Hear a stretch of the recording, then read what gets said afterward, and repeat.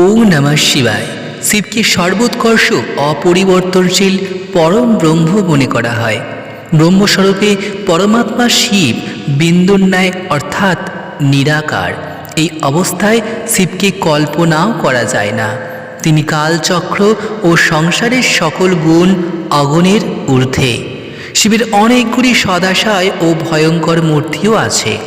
সদাশয় রূপে তিনি একজন সর্বজ্ঞ যোগী। তিনি কৈলাস পর্বতে সন্ন্যাসীর জীবন যাপন করেন।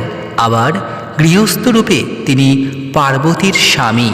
তার দুই পুত্র বর্তমান, এরা হলেন গণেশ ও কার্তিক। ভয়ঙ্কর রূপে তাকে প্রায়শই দৈত্য বিনাশী বলে বর্ণনা করা হয়। শিবকে যোগ, ধ্যান ও শিল্পকলার দেবতাও মনে করা হয়। এছাড়াও তিনি চিকিৎসা বিদ্যা ও কৃষিবিদ্যার আবিষ্কারক। শিবমূর্তির প্রধান বৈশিষ্ট্যগুলি হল তার তৃতীয় নয়ন, গলায় বাসুকী নাগ, জটায় অর্ধচন্দ্র, জটার উপর থেকে প্রবাহিত গঙ্গা, অস্ত্র, ত্রিশূল ও বাদ্য ডমরু। শিবকে সাধারণত শিবলিঙ্গ নামক বিমূর্ত প্রতীকে পুজো করা হয়। সমগ্র হিন্দু সমাজে শিব পুজো প্রচলিত আছে।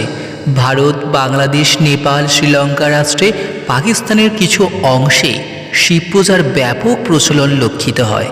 সনাতন ধর্মীয় শাস্ত্রসমূহে শিব পুজোকে সর্বশ্রেষ্ঠ, সর্বাধিক ফলপ্রদ বলে মনে করা হয়।